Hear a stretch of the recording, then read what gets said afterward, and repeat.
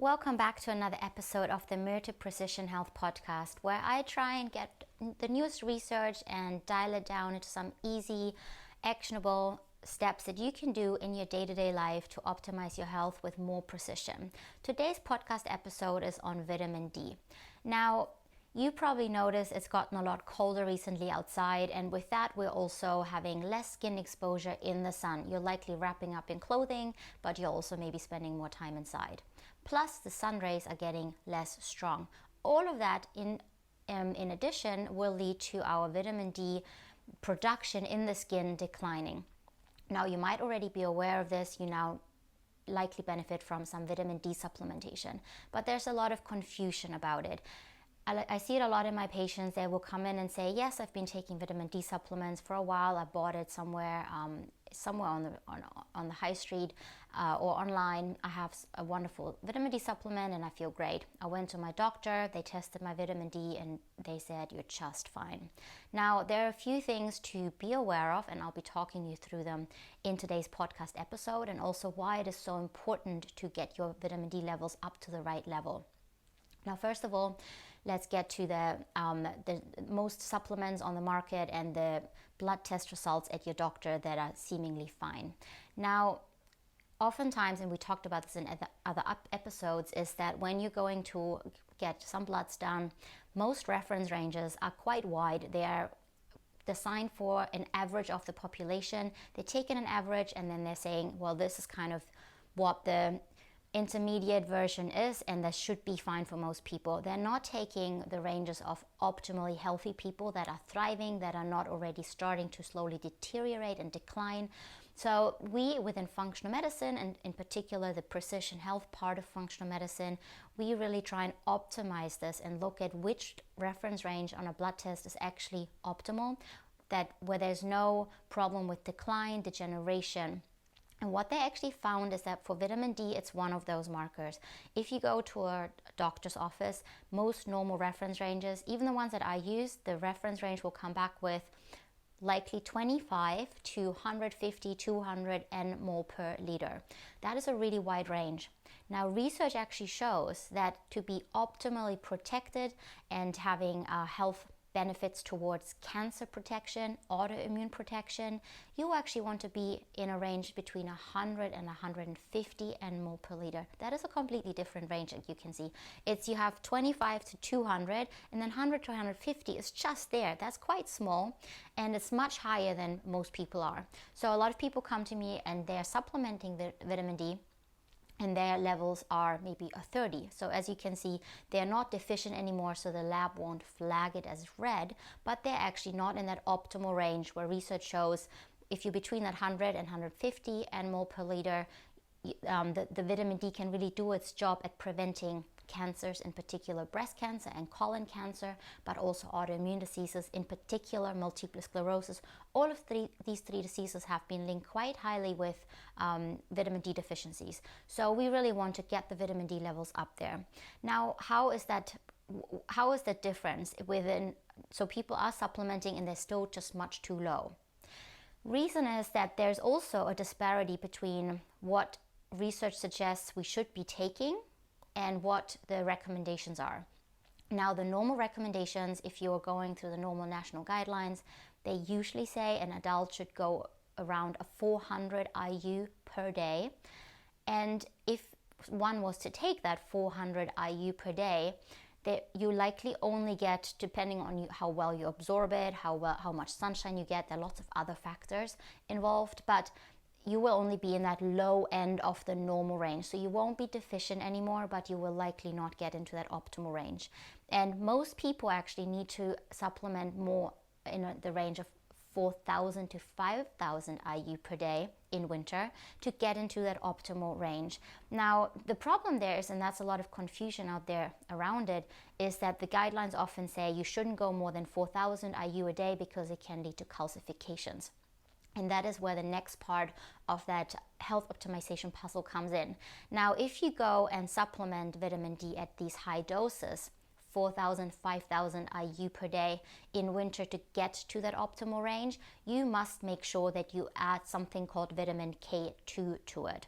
because vitamin D will increase absorption of calcium in the gut, which is a wonderful thing, helps us against osteoporosis, bone health. But what it also does, if the body basically absorbs all of this calcium, but then it doesn't quite know what to do with it, there's a risk of that calcium going into our arteries, into our joints, and causing calcifications. We don't want that. Now, vitamin K2 is actually designed, it's in our body, it's one of these natural things, and when we have enough of it, then our body knows how to direct the absorbed calcium towards where we want it in our bones and our teeth, and make them stronger and away from joints and arteries. So that is a really safe mechanism. So if you are going for these high levels of vitamin D supplementations, which I usually recommend my patients, I want them to be in that 100-150 nmol per liter range, because why not? There's nothing wrong with it if you are taking that K2. Obviously, you might sometimes also check what your other blood markers are doing, but that's a safe way of supplementing for the general public. Now, I've already spoken about some of the benefits of vitamin D, but I want to go into a little bit more detail now. So, research shows that vitamin D deficiency has been linked to sleep problems such as insomnia. It has been linked with daytime sleepiness, with problems concentrating, memory issues. It has also been associated with depression and other mood disorders.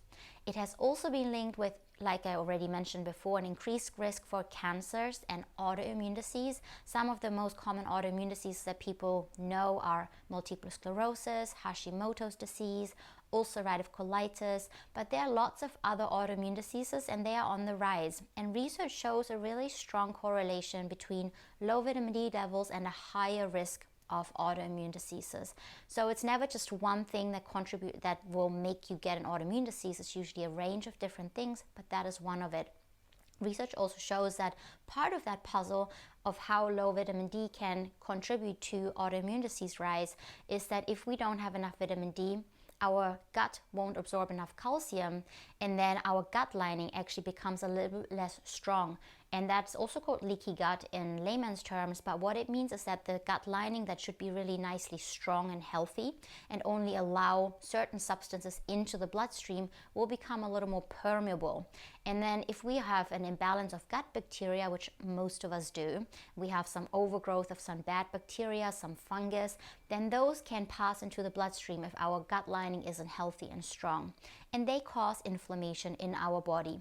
Now, research shows that overgrowth of gut bacteria, combination with low vitamin D, making that gut lining less strong, leading to that inflammation, contributes to autoimmune development.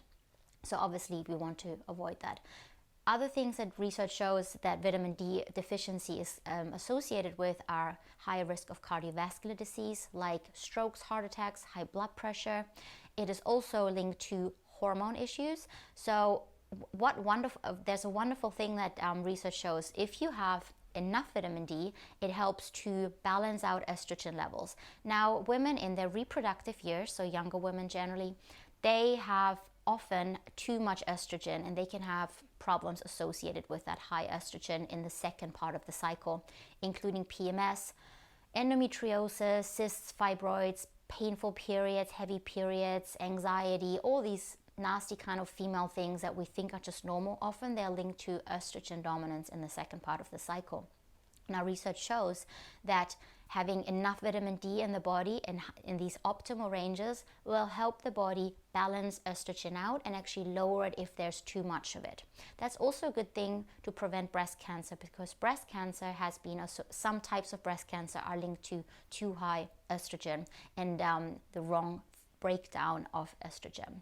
Now, on the other side, which is why it is so wonderful, is that vitamin D also helps estrogen rise if it is too low. Now, often women in their menopause, but also perimenopause, the estrogen, first it often goes up and then it drops. And then that can lead to issues with osteoporosis, brittle bones, brittle teeth, hot flashes, problems with memory, mood disorders, anxiety, all these different nasty menopausal symptoms a big component of that is low estrogen, and research shows that having enough vitamin D actually helps support the estrogen levels to a more normal level, because even within menopause, when we all drop estrogen naturally, there are different ranges where if we have we are in the high end of the menopausal range, we're doing much better than if we are in that really low end of the estrogen range, which I see quite often in my patients. There's just no estrogen, because normally our adrenals take over making estrogen after menopause, and if they're pooped from being stressed all our lives, then that might not happen. A couple other things that vitamin D deficiency has been linked to is, one is infertility or problems conceiving. One of the mechanisms that might be involved there is that vitamin D actually helps our endometrial lining prepare for a pregnancy. Now, progesterone actually does a similar thing, and research shows, which is kind of a newer finding of the last decade, that vitamin D helps that progesterone do its thing to help everything be nice and healthy, to have an egg stay in there and start to fertilize and grow. Another thing that a lot of people are aware of with low vitamin D is that it makes us more susceptible to infections, catching any bug that comes around the corner. So the immune system involvement of vitamin D is, most people are aware of that, but we often also have chronic lingering infections such as Epstein-Barr virus, which comes from glandular fever, but also other viruses like cytomegalovirus or HPV, which is more a thing for women. And if they are in our body at a low grade, they constantly cause inflammation, problems to our cells, and long term, they don't really contribute to health, but deteriorate us and age us faster. And one thing that I wasn't aware of until I did this little research here for today's episode was that muscle twitching can actually also be contributed to vitamin D deficiency. I wasn't aware of that one. So maybe next time you're getting muscle twitches and you're already doing the basics such as increasing magnesium, taking some potassium, reducing your coffee intake, maybe, and you're still having muscle twitches, it might have to do with vitamin D. Maybe go and get a blood test and see where your vitamin D is. And remember, don't just take that normal range, 15, 25 to 150, 200, but take that optimal range. You want to be between 100 and 150 mmol per liter. So that is the range that we mostly use in Europe. If you're in the States, then click the link below. I've put the whole thing and all the references together. You can convert it over to the American range. Now, you might be wondering whether just being one day out of the sun makes you vitamin D deficient, or how long these things last. Research actually shows that if we're topping up on vitamin D throughout the summer, and if we're supplementing and we're doing all the right things and we're getting our vitamin D at the high end of the range, then we're actually also storing some vitamin D in our fat tissue called adipose tissue. And then we slowly deplete that over time and keep the blood levels optimal for quite some time. Now, the problem is that I see that most people, they don't have these stores because they're just chronically depleted, they're chronically low, and getting a little bit of sunshine in the summer they won't get enough of it. So the problem also is that I see, in particular in the UK, that there isn't as much sunshine in the summer. Sun isn't very strong, and then people don't really go outside, in particular in London, and they cover up, and then the little bits of their body that actually is exposed to sunshine gets tons of sun cream because we're worried about skin aging. And we actually need that UVB light that is linked to skin aging. We need that to produce vitamin D. So anything around 95% of vitamin D production gets blocked by these sun cream. So we go into the sun, but we're not actually reaping any benefit. So most people are chronically low unless they're supplementing at high doses. So I generally recommend people to go and supplement throughout winter at the high doses, but do test. Make sure that you don't just supplement forever and never get a blood test, because you can also, there's one research with Israeli lifeguards that actually overdid vitamin D, that showed some potential toxicity. So I always just say, just keep it make sure that you don't take double. That's not always better. Stick to the ranges that I suggested, and once a year I would go and get a blood test. If you want to be even more precise, twice a year, once at the end of the summer, once at the end of the winter in springtime. That's what I generally tend to do, just so that I can optimize and tweak things a little, go up a little bit, go down a little bit, and just make sure that I'm doing the right thing. Another question that you might have is whether you can't get vitamin D from food. And there are some foods that have vitamin D in them, such as there's some plant-based versions, in particular mushroom that has been placed into the sun. The mushroom actually produces vitamin D. It's vitamin D2, which is not the same as what the body needs. Our body needs vitamin D3. So if we're eating this mushroom, we're getting the vitamin D2, and the body then has to still convert it to actually utilize it. If we are having animal products, such as in particular cod liver, people often take cod liver oil for that reason, or if we're having even salmon and eggs, they have some vitamin D3, the active form or the usable form in it, but it's not quite enough. And the problem is that if we were to take cod liver oil at that high doses to get enough vitamin D from it, then we are often running into the risk of having too much vitamin A, which is not good to do either. So I generally just recommend people having a good vitamin D supplement and then get as much sunshine as you can without burning, because there are other health benefits to sunshine that are not just linked to vitamin D, and research is only just starting to explore all these wonderful health benefits. Some of the ones that have been a little bit more popular recently, people are buying expensive LED lights, they're going into expensive infrared saunas. The infrared rays and the LED rays are actually part of the sun rays. So if we're just getting some sun exposure, we're getting them without having to buy these expensive equipment. And we're also making some vitamin D. So there's lots of other factors. Sunshine also helps us produce endorphins, makes us happy. And it actually has also been shown to help lower cholesterol, because when it's producing vitamin D from sunshine, it utilizes cholesterol. Now, if we're just supplementing vitamin D, that doesn't really work. So one of the big pieces of the cholesterol puzzle might be that we're just not getting enough sunshine, because the sun exposure will take some of the cholesterol and turn it into vitamin D naturally. But in general, I do recommend everyone in this country, wherever you are, test your blood levels, check that you are in the optimal ranges, and if not, supplement, and ideally get some sunshine for all these different other wonderful health benefits. Okay, a last few questions on this topic. If you are going into the sun, shouldn't you be getting enough sunlight? That's another common question. Now, research suggests that if you get sunshine throughout March until October roughly, for around 9 minutes a day, during the middle of the day between 10 a.m. and 3 p.m., when the UVB rays are the strongest, and that means all the way up to our elbows and up to our knees, so not just face and hands, but a little bit more skin exposure. That should get us through the winter at that minimum level of 25 nmol per liter. So that's where the national guidelines say if you just get 9 minutes a day in summer months, try and get as much as up to your elbows and to the knees, and in winter get it into your face and into your hands, because obviously you're too cold usually to expose more, then you're getting enough. But if you've forgotten, we talked about it right in the beginning of the podcast, how important it is to not just get up to 25 nmol per liter, but much higher. So I still recommend, it's not quite enough, we want a lot more. And another topic is for people with darker skin, is that actually the darker the skin is naturally, there's more melanin in it. And that actually blocks the absorption of UVB light, which is the one that we need to produce vitamin D in the skin. And so people with darker skin, they need a lot more sunlight to get enough vitamin D through natural sun exposure. So they are at a much higher risk even for very severe vitamin D deficiency. What they found is the people that are at most severe risk of vitamin D deficiencies are people with dark skin, elderly people that just don't go outside, frail people, sick people that don't spend any time outside, and they need the vitamin D in particular. And then also people with fat malabsorption, because we need fat to absorb. Which gets me to the next topic. What's the best time of the day to supplement if you do decide to supplement? And research says that most likely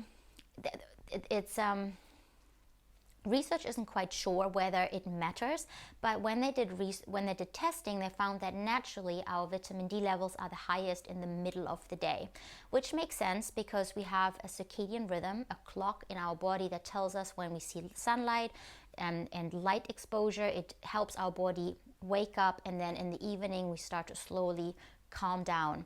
Now, vitamin D is tightly linked with that cycle. And usually, if we're in a healthy, natural environment, we get sunlight first thing in the morning, and then it's the strongest in the middle of the day. So that is also why naturally, most likely, our vitamin D is the highest. So it might make most sense to take our supplement in the middle of the day or in the morning if that's easier for you, so you don't forget. But they haven't really done any proper research to show whether it is a problem to take it at night. There might be a little bit of an issue with melatonin. Now, melatonin helps us sleep. Vitamin D is actually linked to helping us make melatonin, but it might be better, and again, this is a might, this is not completely confirmed in research, that if we take it early in the day, the body then has time to utilize it and do all of its wonderful things to then make melatonin at night. So I generally try and take my vitamin D in the first half of the day just to keep it with a natural circadian rhythm, but there isn't any real hard fast rule here yet. But lastly, research does show that vitamin D is best absorbed when we're having it with our biggest meal of the day that has some good fats in it, because vitamin D is fat soluble. So if we're having foods that have a little bit of fat in them, most likely we're better at absorbing them. And if you know my kind of approach on healthy living, when best to eat for our metabolism, for our health, for our sleep, then the biggest meal of the day should likely be around the middle of the day, because that's when our metabolism is the strongest and we have enough time to break all these things down before going to bed at night. Now, that correlates with vitamin D, so wonderful. The best would be to have biggest meal of the day around lunchtime, take some vitamin D supplementation, ideally get some sunlight, even better. And then that should get you through the winter, hopefully really healthy and strong. Now, I hope you found this helpful. Comment below. I would love if you shared it with someone that you think would need this. I sadly see a lot of people with autoimmune diseases that are not aware of it. I get all these patients, they come in with Hashimoto's or with some multiple sclerosis or breast cancer, and I tested vitamin D and it is just so shockingly low, and it hadn't been picked up even though they've gone to doctors for years that said everything's fine, and the vitamin D would be like a 30 or 35, 25, right at the bottom of what is just acceptable. And if we just got that up, it won't magically cure things, but it will just give the immune system the best chance, and it's just one of the building blocks for health optimization and helping the body do its thing to slowly heal and get better again. Now, I hope you found this helpful, and see you soon.